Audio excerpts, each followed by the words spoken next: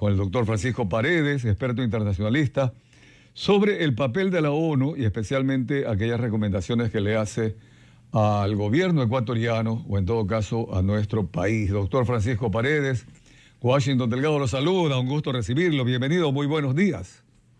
Muy buenos días, Washington. Gracias por la gentil invitación y un saludo a todos que nos escuchan en este espacio.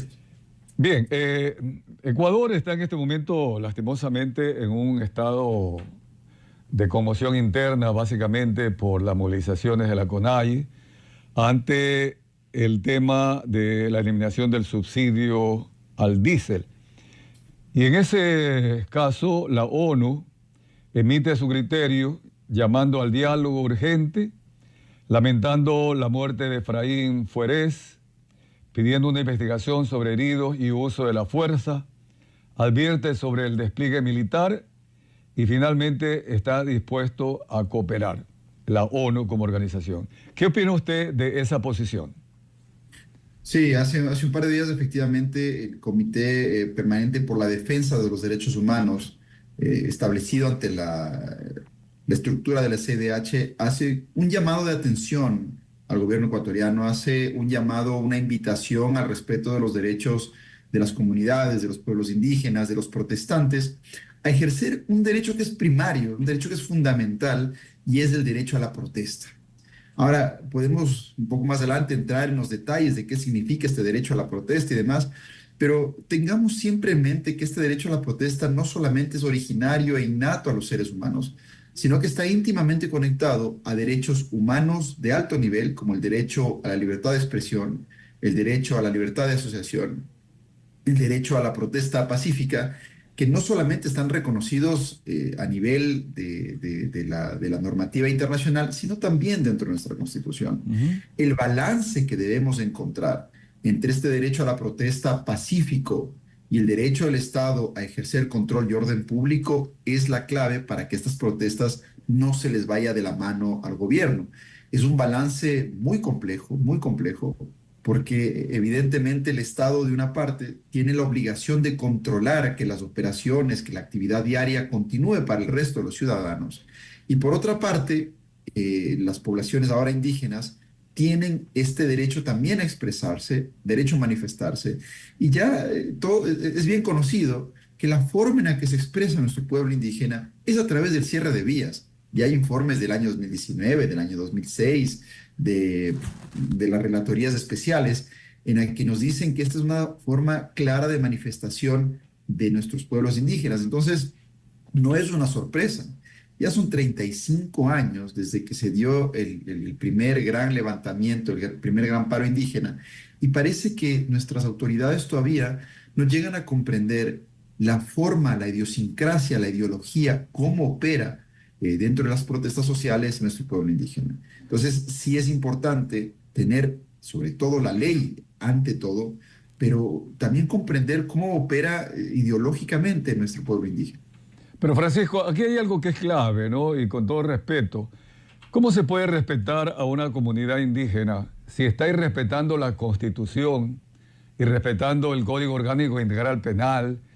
Porque más allá de que está prohibido en la Constitución el tema de bloquear las carreteras, porque es un servicio público, están amenazando a quienes salen a trabajar, pinchando llantas, lanzando bombas Molotov. Luego, inclusive, a dos convoys humanitarios los agreden, les lanzan piedras, bombas Molotov, con la guerrilla de guerrillas. Y ahí ya rebasa cualquier cultura que los indígenas no deberían aplicarla.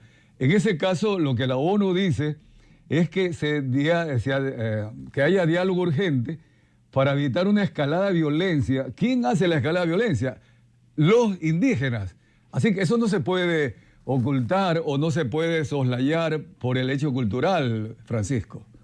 Correcto, correcto. Y esa es justamente lo que hablábamos al inicio, la dificultad de encontrar un balance justo entre el mantenimiento del orden público y el derecho de cualquier persona, incluidos los grupos indígenas, a protestar. Ni todos los militares son buenos, ni todos los indígenas son terroristas, eso está claro. Y la responsabilidad penal de haber atacado a los convoys, la responsabilidad penal de bloquear las vías, la responsabilidad penal de agredir físicamente a cualquier miembro de la seguridad, ya sea militar o policial, es individual. Es decir, si es que mañana cualquiera de estas personas son encontradas responsables de este tipo de actos, tienen que ser sancionados y tienen que ser sancionados con toda la dureza de la ley. El derecho a la protesta es como usted lo dijo, es derecho a la protesta pacífica. El momento en que alteramos el orden público, impidiendo a otros movilizarse, impidiendo a otros ejercer su derecho al trabajo, entonces estamos yo diría, traspasando ese derecho a la libertad de asociación pacífica, y ahí sí, efectivamente, Fiscalía tiene que hacer su trabajo, el Ejército tiene que hacer su trabajo, la Policía tiene que hacer su trabajo. Eh, es muy, muy delicado el balance entre la protección de los derechos a la protesta pacífica y el derecho que tiene el Estado y que tenemos los ciudadanos a mantener este orden. Sí, Ahora ahora, bien, Francisco, hay algo que también es clave, ¿no? Y la ONU, más que nada, que combate el terrorismo, pero no se ha pronunciado. Yo sé que en este rato, por ejemplo, el tema de Hamas, que realmente es un grupo terrorista y tienen un grave conflicto ahí con Israel. Pero aparte de esto, tenemos nosotros el Código Orgánico Integral Penal Ecuatoriano, artículo 366, que define el terrorismo. Y cuando uno lo lee, es obvio que lo que están haciendo los indígenas, o lo que ellos dicen los infiltrados, sabemos que en Imbabura especialmente hay algo así como 6 minas ilegales, que hay contrabando del diésel que se lo llevan a Colombia para refinar la coca. Acá dice terrorismo, la persona que individualmente o formando asociaciones armadas provoque, mantenga en estado de terror a la población o a un sector de ella mediante actos que pongan en peligro la vida, la integridad física o la libertad de las personas, etcétera, etcétera. Y luego habla justamente en el numeral 1, la persona que respecto de un transporte terrestre ejerza control sobre la misma por medios violentos, amenaza o intimidación. El 2 dice, la persona que destruya por cualquier medio de edificación pública, quemaron un cuartel policial, servicios básicos esenciales. ¿Cómo dialogar, cómo tolerar que esto de terrorismo también se incluya y por más que se quiera, inclusive hasta razonar con ellos, no se puede, pues, Francisco? sí, es interesante porque vamos a entenderlo al terrorismo como un sistema o un comportamiento sistemático a través del cual, utilizando el terror como medio para conseguir los fines. Esto ya nace desde la época de Robespierre, en donde él se dedicaba más o menos a guillotinar a quien no opinaba lo mismo que él, y desde ahí nace este Exactamente. régimen del terror. Entonces, la idea es cualquier comportamiento sistemático que busque a través de medios violentos, a través de medios de terror, conseguir sus objetivos, tiene que ser criminalmente sancionado. Y es así. El punto es, la responsabilidad es individual y ahí es en donde la ley tiene la mayor complejidad.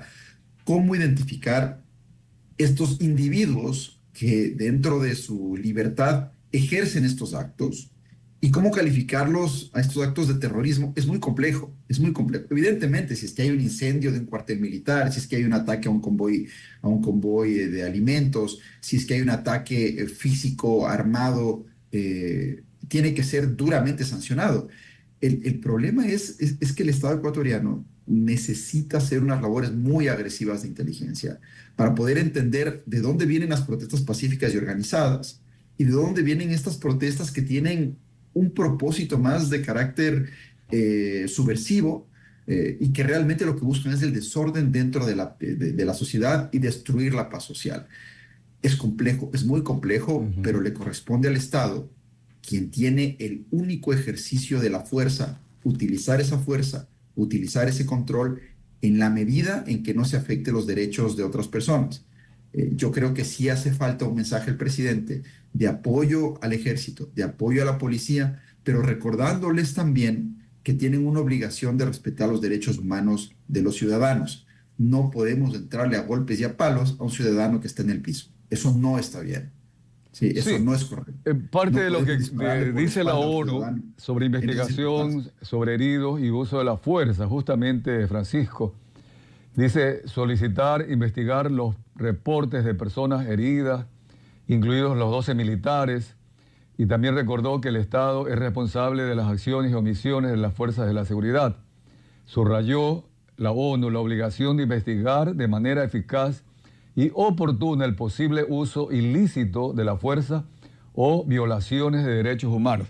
Esta es la parte, como bien dice usted, bastante complicada, porque vienen ahí situaciones de parte y parte. Pero vamos a la parte específica cuando se secuestró a 17 militares, ayer aparecieron 4, sin sus uniformes, sin sus armas.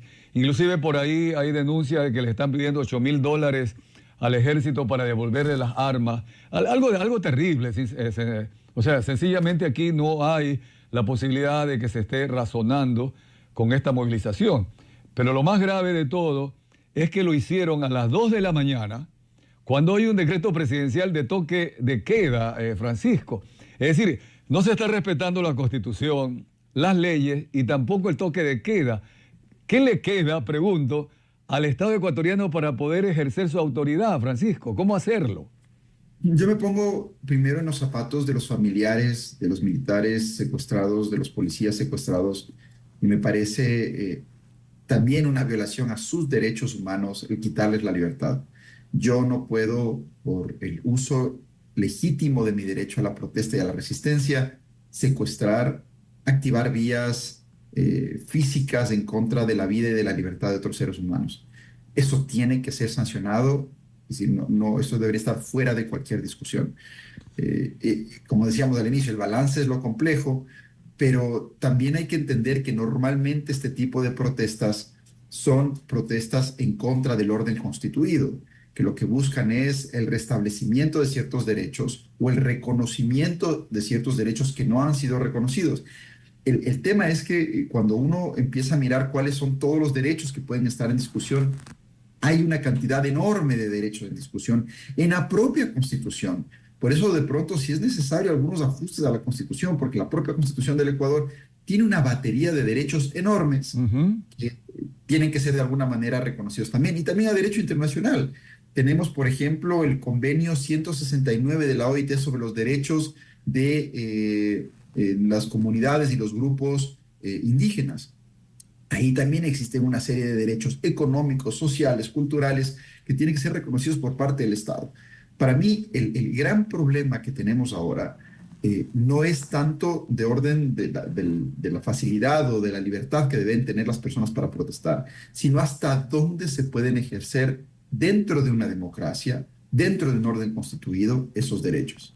El momento en que yo transgredo la libertad de otros, al no dejarles trabajar, al no dejarles circular, al impedirles ejercer sus actividades diarias, entonces ahí que debería mantener el orden se vuelve en un opresor, en un represor, y eso es lo que deberíamos tener cuidado. Claro, es lo complicado, Francisco, porque eso inclusive lo hemos dicho acá en este informativo, cuando el delincuente no tiene límites, pues no tiene leyes, ¿no?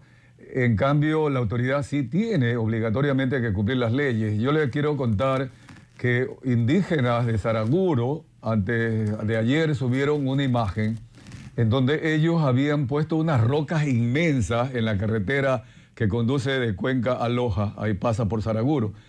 Y resulta que uno se pregunta, bueno, ¿y cómo llevaron esas rocas tan inmensas que los militares entre 8 o 10 no podían movilizarla? Debió ser una volqueta o una retroexcavadora que las llevara. Pero el colmo fue que en el uso progresivo, legítimo de la fuerza, la policía les rogaba, así le digo, por favor, tenga la bondad, retírese. Entonces, y los indígenas se les reían, se les burlaban cuando no podían retirar la roca, militares y policías. Entonces, yo creo que aquí estamos un poquito al revés, Francisco, por más que se quiera respetar las culturas. ¿Cómo hacer, la pregunta finalmente, cómo hacer para que los indígenas también se incorporen a la ley ecuatoriana y al respeto a la Constitución? Para mí es un tema de estrategia y de comprender cómo piensa el pueblo indígena. Cuando salen a las protestas, no sale un ciudadano parte de una comunidad de Cuicocha. No, sale la comunidad de Cuicocha. Porque la forma en la que está organizada la comunidad indígena es así. Y eso es lo que hay que entender. Pensar que son actos aislados, de comunidades aisladas o de personas que actúan por fuera del pensamiento de la comunidad es el primer error. Entonces la estrategia tiene que venir en contactar directamente a los líderes, Y al contacto, y una vez llegando a acuerdos con los líderes, poder convencer a la comunidad de que efectivamente las medidas tomadas por el gobierno son medidas razonables, son medidas correctas, y si no lo son, hacer las correcciones del caso. ¿Sí? El punto es pensar que la protesta se acaba criminalizando a uno de los individuos o poniendo preso a uno de los individuos es la estrategia equivocada.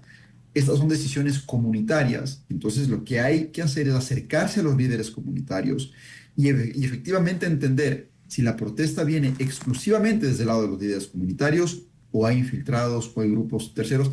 No, y a mí no me cabe la menor duda de que detrás de estas protestas también hay organizaciones políticas, también hay grupos criminales, también hay intereses económicos de operadores ilegales dentro de la minería. Pero la habilidad que debe tener el Ministerio de Gobierno y que debe tener el gobierno en sí es entender hasta qué punto estas comunidades están relacionadas con estos grupos y hacer evidente si es que hay un contacto entre estos grupos y los grupos criminales. Entonces, el sentarse y simplemente acusar de terrorismo eh, es un poco limitado dentro de la esfera de lo que puede hacer el gobierno. Hay que identificar exactamente qué grupos de terrorismo y criminales están actuando detrás, qué grupos políticos están actuando detrás, porque esto también es una acción política y no me cabe la menor duda. Y poder entrar en caminos de diálogo, principalmente con las comunidades indígenas, quienes sí han actuado dentro del margen de la ley, sentarse en una mesa de negociación con quienes no actúan dentro del margen de la ley, es equivocado. De acuerdo, Eh, no, doctor Francisco Paredes, yo estoy totalmente de acuerdo con usted y lo voy a dejar un poquito para más adelante acotarle el tema del lenguaje que muchas veces se utiliza por parte del gobierno y también por parte, en este caso, de los indígenas. Pero nada más quiero acotar lo que usted acaba de mencionar. Justamente ayer ya se filtró un audio en donde Luisa González, con los alcaldes, prefectos de allá de Imbabura, estaban programando el apoyo de RC5, de Revolución Ciudadana Lista 5, a la movilización. Y lo hicieron el día anterior al día lunes que comenzó esta movilización.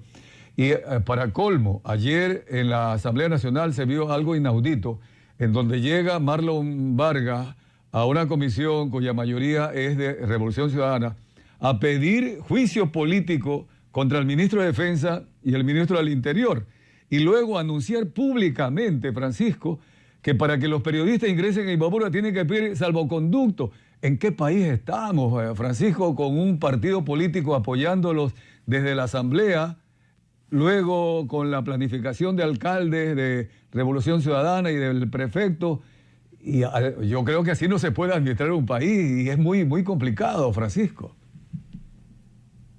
es lamentable que detrás del escudo de la legítima defensa de los derechos de los grupos indígenas del país se oculten mafias e intereses políticos, que lo que están haciendo es aprovecharse de esta protesta para recuperar en algo lo que se perdió en el pasado, empezar de alguna manera a mostrar estos nuevos intereses políticos y de participar en la toma de decisiones de los grupos indígenas, que tampoco son bobos, ¿no? Tampoco es que van a dejarse manipular libremente de cualquier político, pero lamentablemente sí ocurre que el trabajo en territorio de ciertos partidos políticos, como la RC, ha sido muy agresivo durante los últimos años y tienen una llegada más simple, más sencilla a las comunidades indígenas. Y venderles el cuento de que con la Revolución Ciudadana se podría hacer mejor las cosas, de que con la Revolución Ciudadana no hubo el aumento del diésel, es un cuento muy fácil de decir, ¿no? Y es una retórica, una narrativa que permite convencer al pueblo indígena de que efectivamente en ese movimiento político las cosas se hacían mejor hacia los grupos indígenas, cosa que no es cierto, porque también hubo protestas, también hubo represión, también hubo criminalización de la protesta, también hubo líderes indígenas desaparecidos, líderes indígenas encerrados. Entonces hay que conocer bien el pasado para no caer dentro de esta narrativa. Lo que sí es preocupante es que de este legítimo reclamo del grupo indígena Ahora se politiza el asunto y ya se busca incluso criminalizar a los ministros, llevarlos a juicios políticos y es darles la herramienta para que puedan incluso de alguna manera enardecer pues Así es. las protestas y afectar la estabilidad del país. Es decir, echarle Eso más leña al fuego. Sí, y solo para concluir, ¿no? Había dicho que más tarde le tocaba. Es el asunto del léxico, Francisco. Mire usted que el gobierno muy bien pudo haber dicho, vamos a focalizar el subsidio al diésel a través de compensaciones económicas, etcétera, etcétera.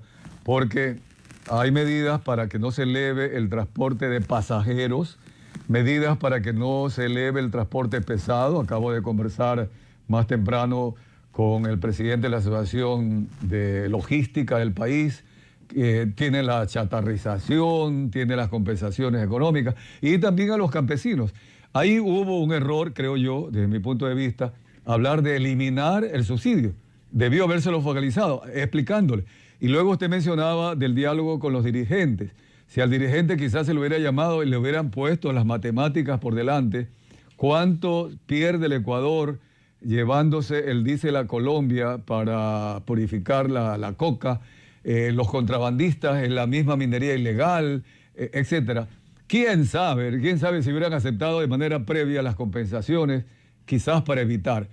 Eso queda un poquito nada más, yo creo, hasta la conciencia tanto del gobierno como también de las comunidades y especialmente de los líderes.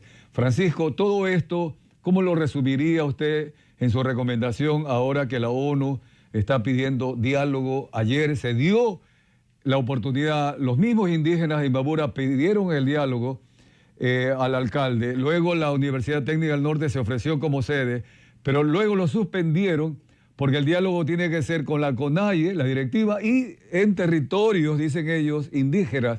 ¿Cómo entender todo esto, Francisco, y cómo ponerlo en orden? La protesta social juega un papel fundamental en el desarrollo democrático en todos los pueblos. Nuestro país nació gracias a una protesta social. Ahora bien, esta protesta social tiene que ser correctamente canalizada a través de las vías legales y legítimas para ejercer, por una parte. Por otra parte, sí hay un error estratégico de parte del gobierno en no haber primero socializado las medidas que iban a ser tomadas, porque son medidas que efectivamente van a tener un alto impacto. Es muy fácil vender el aumento del diésel conectado con un paquetazo, conectado con una medida a favor del FMI, conectado con una medida en contra del pueblo. Todos estamos conscientes de que se necesitaba una corrección al subsidio del diésel. Yo creo que todo el pueblo ecuatoriano estaba consciente de esto.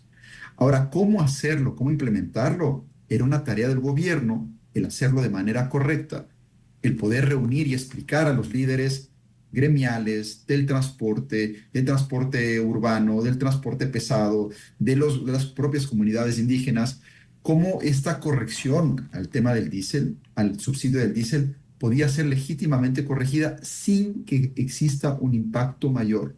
Es un tema de responsabilidad de todos. Entender que el subsidio al diésel debía haber sido corregido es un tema de responsabilidad de todos los ciudadanos. ¿Era necesario un ajuste? Sí. ¿Cómo se lo hizo? Quizás ahí está el error estratégico.